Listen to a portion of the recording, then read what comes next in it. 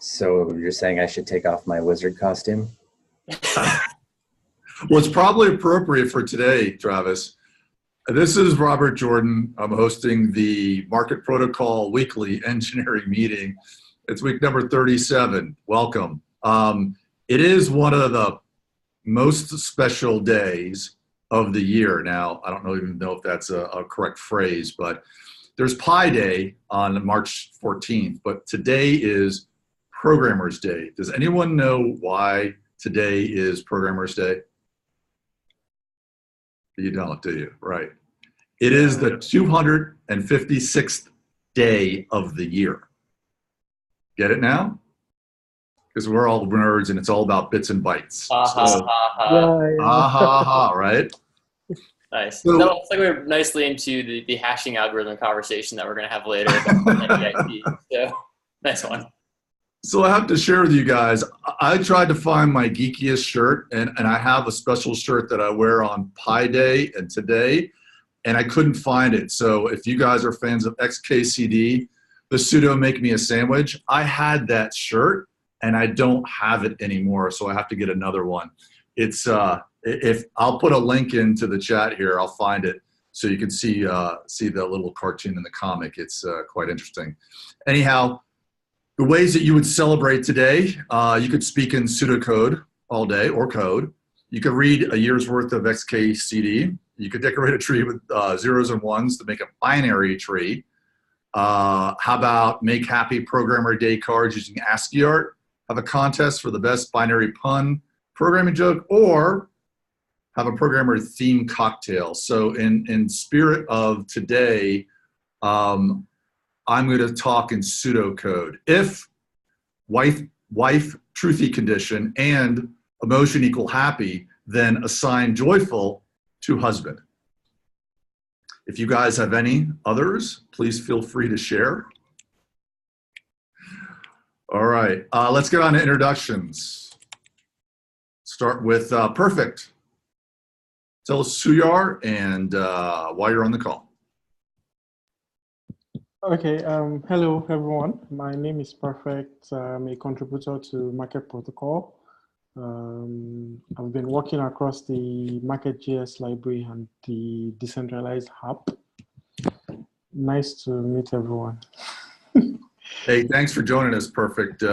Thanks for all the work that you've been doing, and we appreciate all the help. Travis. Hi, my name's Travis. I am a core developer at Market Protocol, and this week I have been working tirelessly on getting in keeping state with open orders that happen that are signed off the blockchain for a user within our dApp. And I also happen to be drinking out of the perfect coffee cup today for Programmers Day. Let me turn on my video here. And it's backwards, but can you read it? It says, insert coffee, return code. I love it. It's one of a kind. I had it made for myself because I really wanted one. I came up with it and I was like, I wonder if those exist. And I couldn't find it. And somebody came up with an even better idea that when you put coffee in, it should like actually turn into a page of code using like heat activated coffee bug that turns into like an app or something on the coffee, or I don't know, something pretty cool. Anyway, yep. I'm a super nerd, so I thought it was hilarious. No, you're in good company. You know that. Right. If you check out the little comic that Robert just posted, we're all a bunch of nerds. So just to be clear. I had that shirt. I'm getting another one, by the way. Thanks, Travis. Bass. Hey, sorry, I went over to look at that shirt. I'm Bass. I'm on the business side with the Market Protocol team. Enjoy listening in on these calls to see how the product's coming along and the results of the great work that you guys are doing. Thanks, Bass. And to see how crazy we are as a group, right? That too. Yeah, we're all a little crazy. Yeah.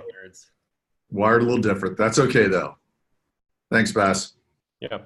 Thomas. Hey, Thomas from ChainLink, correct?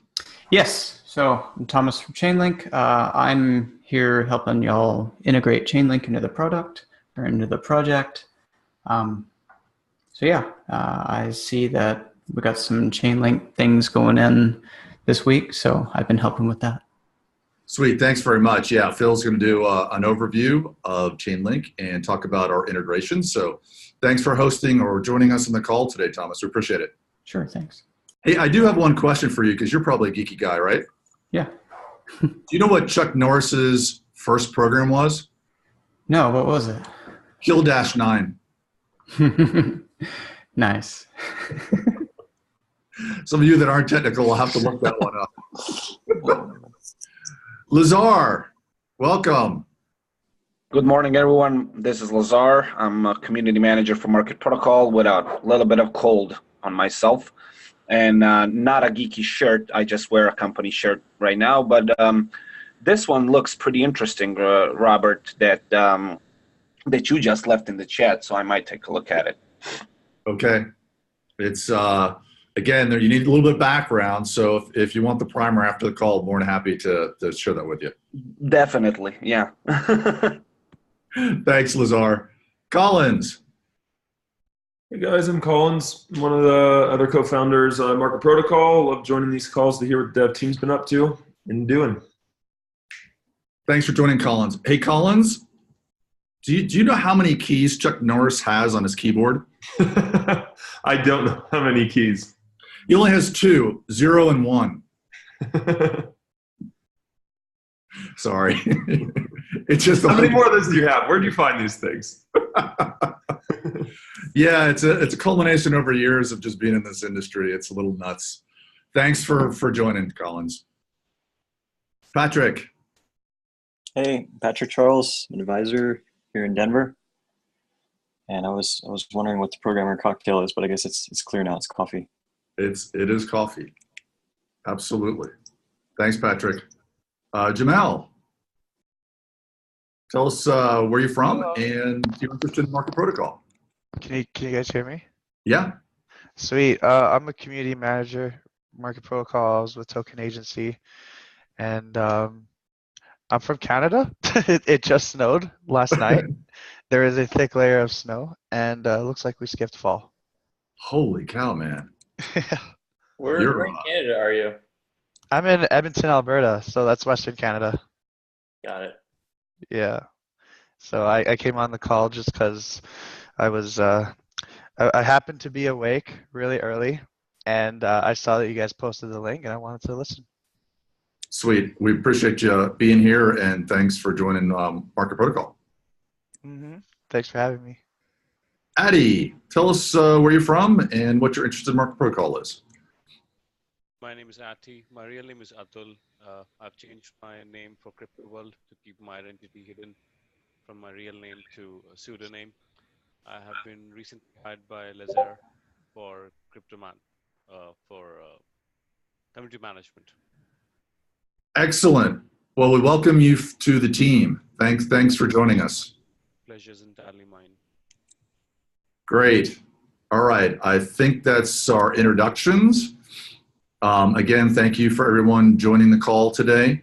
We do have a holiday and a festival for some of our overseas team, so they will not be joining us today. Nitin, Eswar, and also I believe Perfect is here. What am I missing?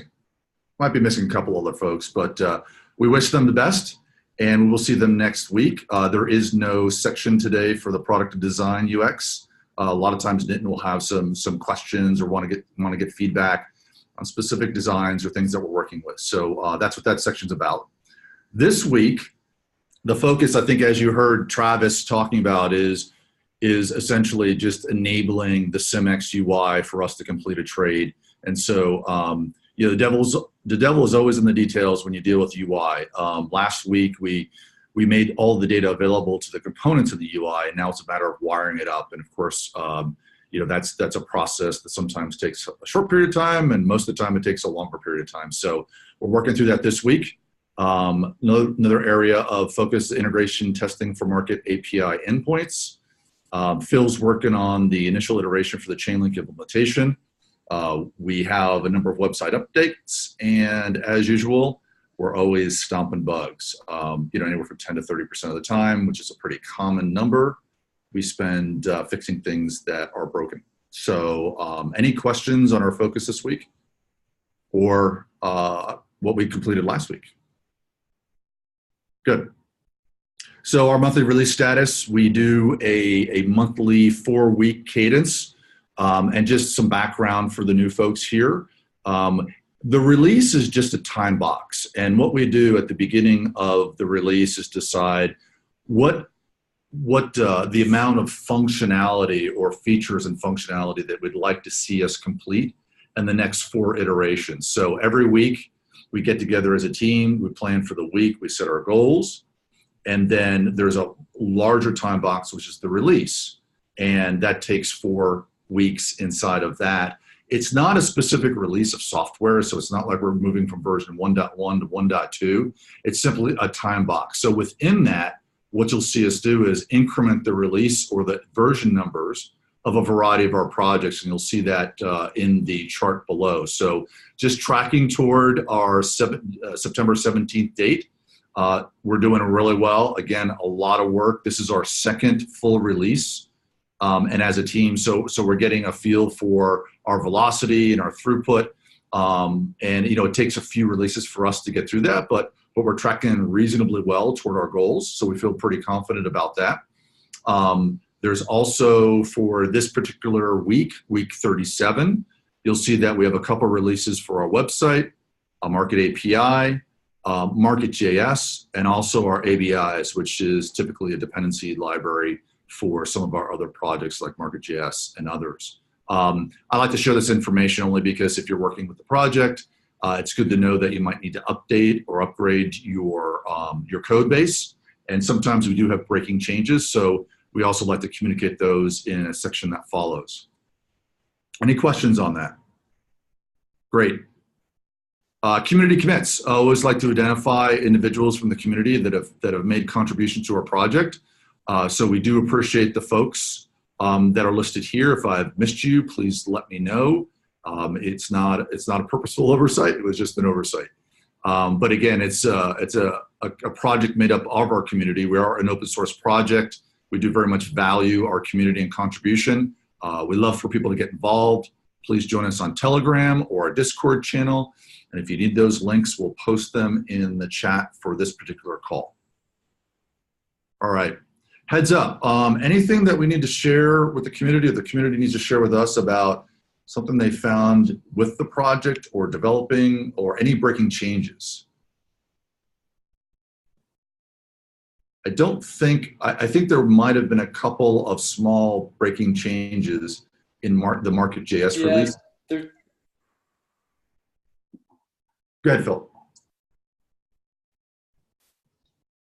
Sorry guys, my internet's really spotty, so things are like jumping around. So I don't know if I cut you off or not. I apologize if so.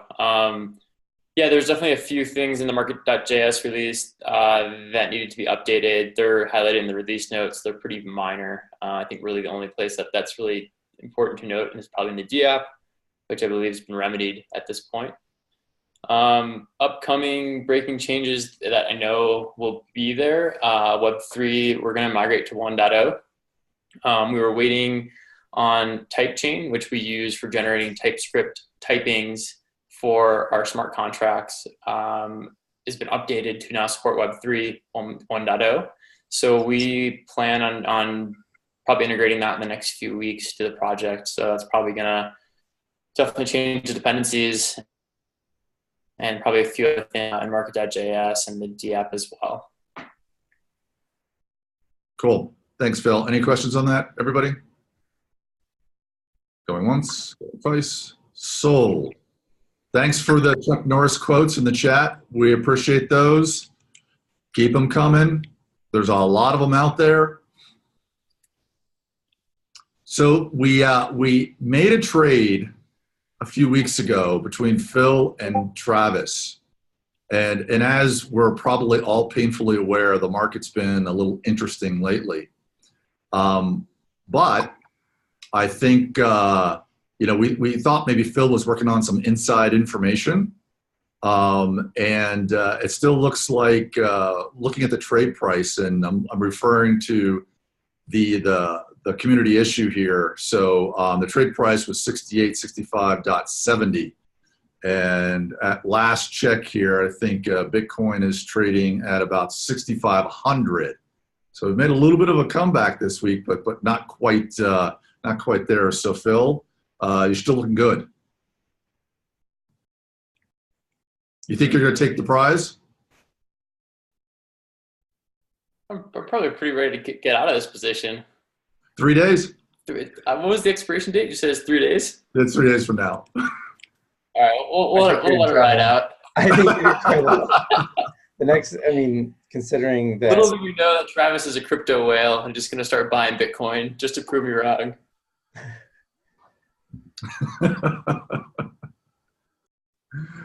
All right. Great. Now it's time for our segment for the demos. That's just tough for me to say this morning. So as I mentioned, Phil's going to take over, and then Travis is also going to share with us the new open orders interface. I saw some chat on Discord. I think we're ready. If not, we can always push that to next week. So I'll turn it over to Phil. Phil, just pause for a moment, say your name, what you're going to do, and then continue forward, and that'll help Lazar out for the videos after the fact.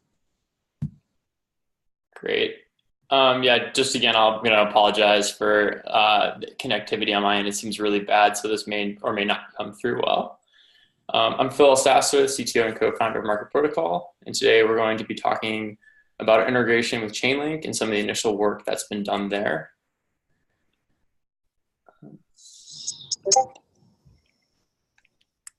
All right, so hopefully you guys are able to see the IDE that's up. Yep. All right, cool. I never know with macOS and switching to Parallels. All right, so we've been working on integrating ChainLink and to use their Oracle solution to provide data to our smart contracts in order to settle them to third-party data. This could be used for cross-chain, so we could do things like Bitcoin or Monero, as well as for real-world assets like stocks, S&P 500, as well as commodities. So the first iteration of our implementation is going to allow users to connect to essentially a REST API that returns a JSON object.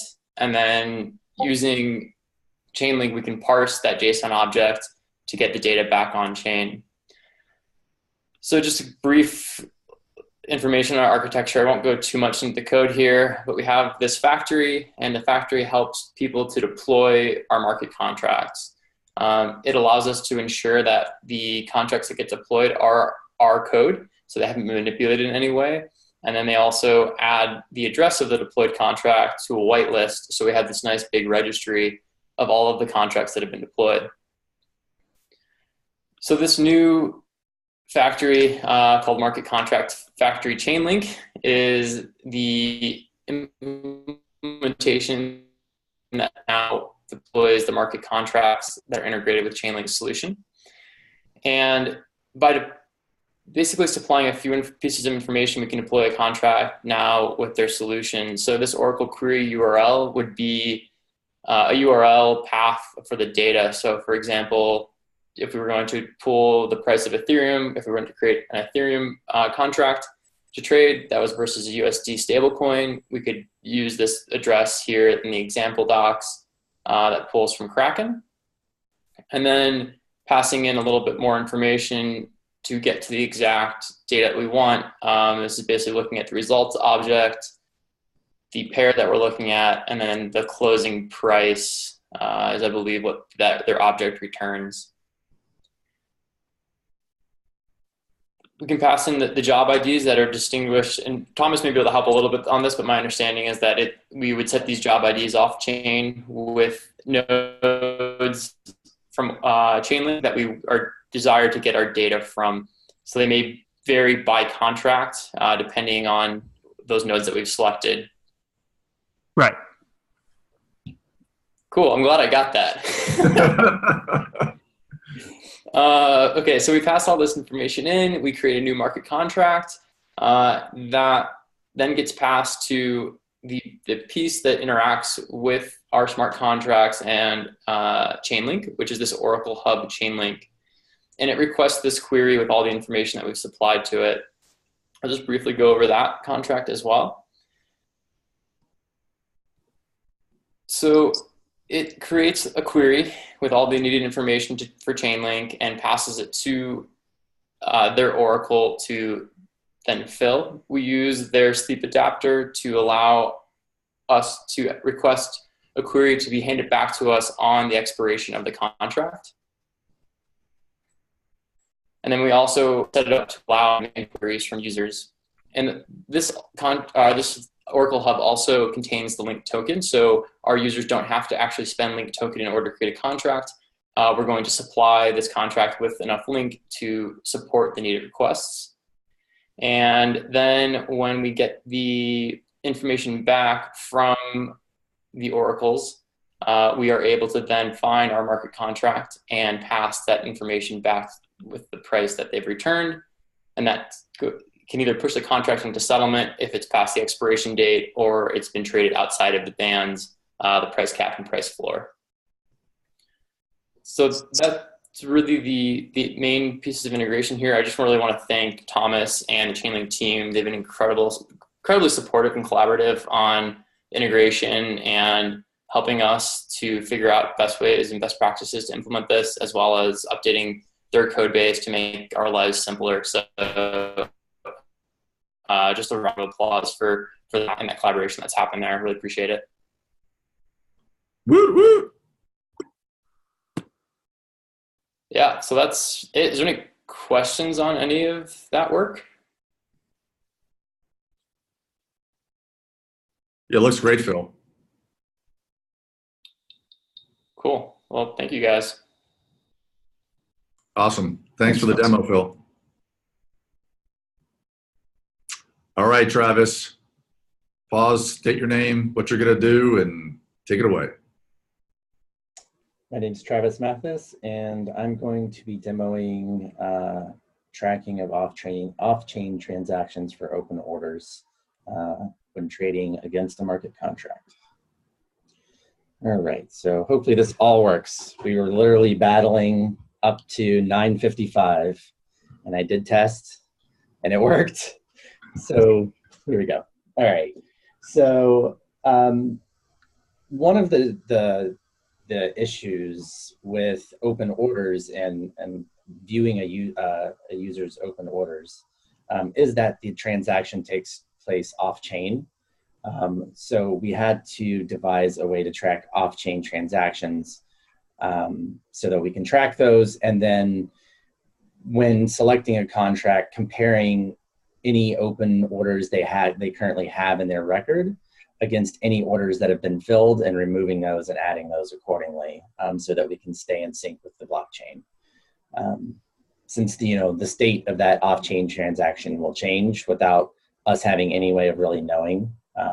So the first thing I'm going to do is I have two wallets set up here to make this transaction. And I'm first going to select a BTC USDT contract that we've deployed using fake USDT that we've created as our collateral token. And you can see that I have 27,500 USDT available for trade. Hey, Travis. Yes?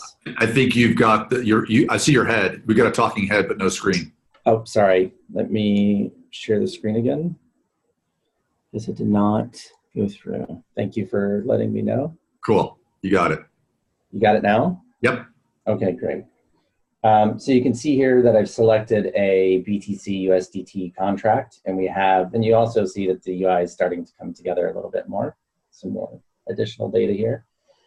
And we did redeploy our contracts and get our standardized contracts working. So all of our token abbreviations and things are now available in the UI. So it's starting to look a little bit nicer.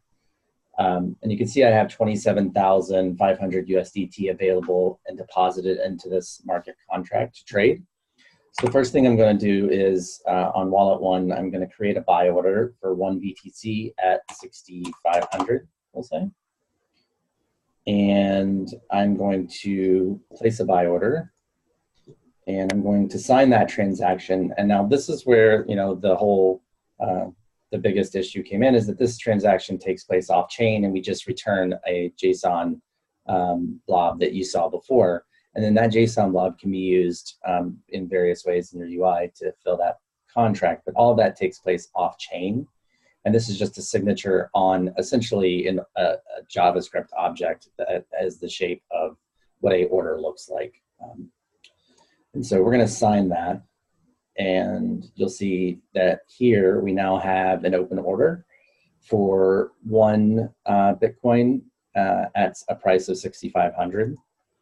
And so if I look at my console, I'm going to have a signed order JSON here that I can then take.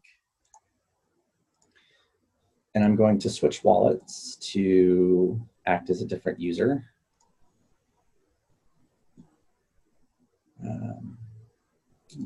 Close that, and we need to refresh to reload to reinstantiate Web3.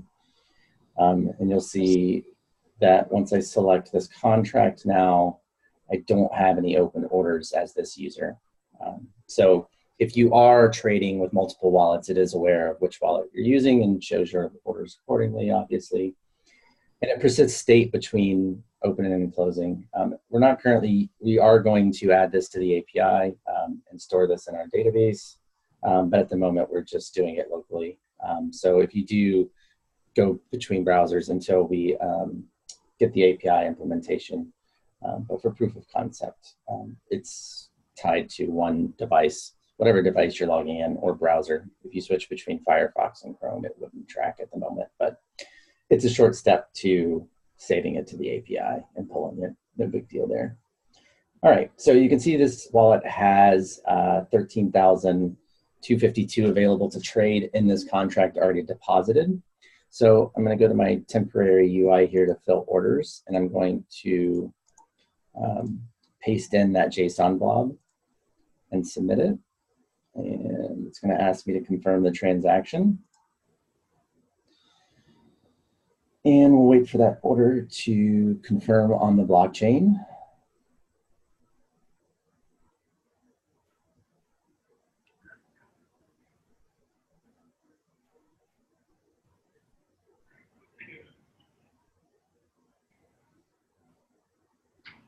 I wonder how many demos there are with people just waiting for blockchain transactions. Right. So there it goes. And I missed the pop-up, darn it. Let's just go to my wallet. And that's been confirmed. And you can see that transaction was a success. So now if I check that, I only have 3,903 now available to trade. I've filled that order. If I look at my positions, I would see that here, that data hasn't been pulled into the UI yet, but you can see there's open positions here now. And if I swap back to the other wallet now, come back to this wallet and I reload and reinstantiate Web3, and I select that wallet, you'll notice that I no longer have any open positions. And that would show here in the fills or in my positions here once that data is pulled in.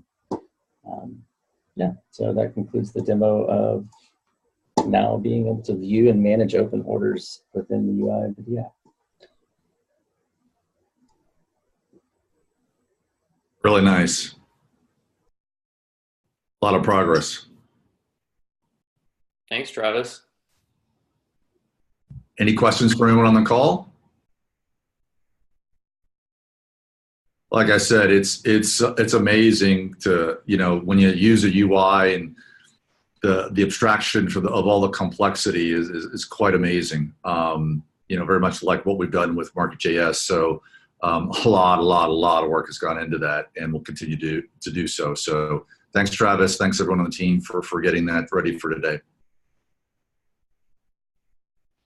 Okay, I don't believe there's any discussion topics. I'm not seeing any on the agenda. I will pause for a moment.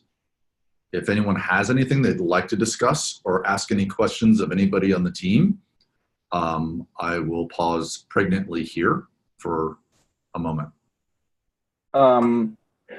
Phil mentioned something on the chat that might be interesting because I'm not always sure what each Ethereum improvement proposal means. He mentioned that he asked whether anybody knows about a 1052 to be precise, and he seemed pretty happy about it. So maybe you could just digest it for non-technical people, Phil, if possible, and how will that improvement proposal be useful for Market Protocol?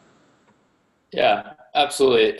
Just to be clear, I'm probably excited about it because I'm a dork, and it's kind of a, so anyways, the proposal has to do with the ability to, instead of comparing two contracts bytecode byte for byte and going through all the data, it's allowing for a native call in Ethereum to just simply compare the hashes of that data, so a 256-bit hash of the bytecode.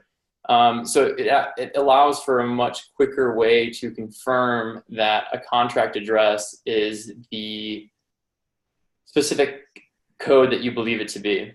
So why that's important for Market Protocol is in other implementations of what we've been thinking about, a way to whitelist a contract would be to ensure that it was absolutely our source code.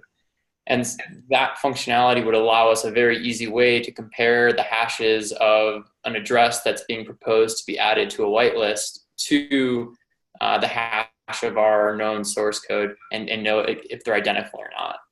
So it's a small thing, but it definitely is an improvement over the previous implementation of that, or how that would have worked if we weren't using a factory.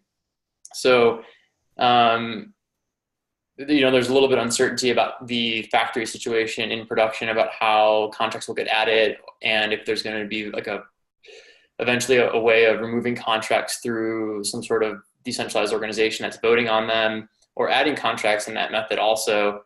So having that ability to check source code quickly to ensure that they're valid contracts that haven't been manipulated at all is why it's exciting for Market Protocol specifically.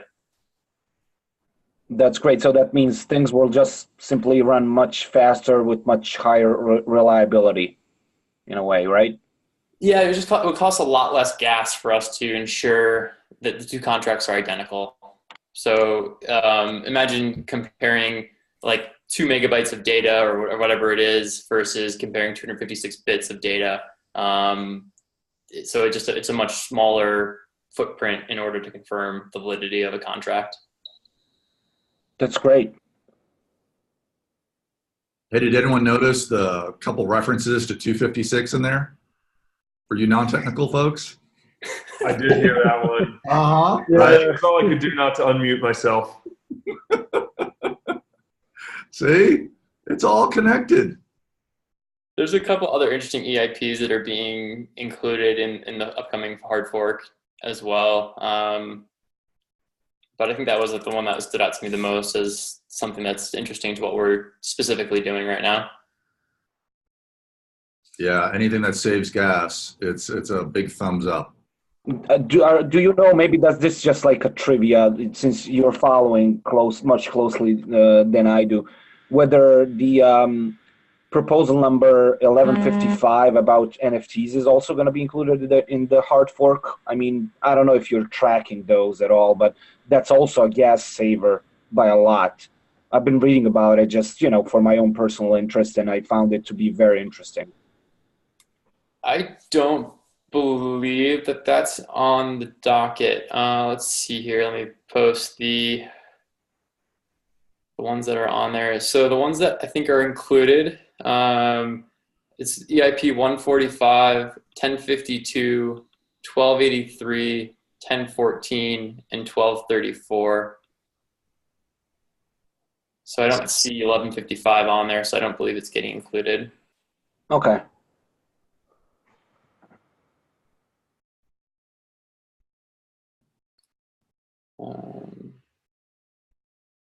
But I'm also not super familiar with it, so I'll definitely take a look at 1155.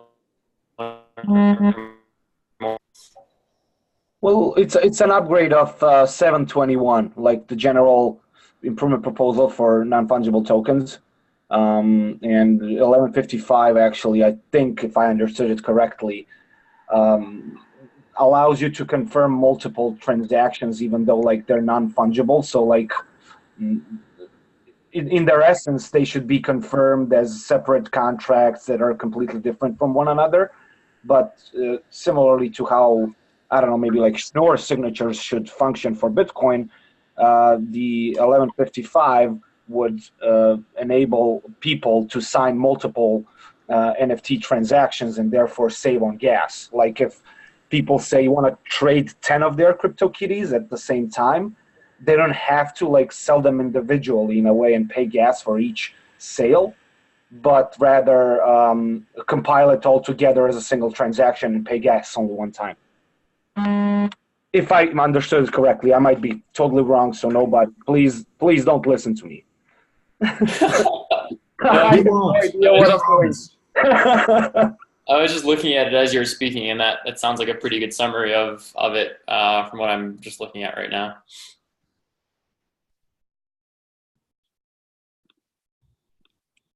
Anything else for anyone on the call?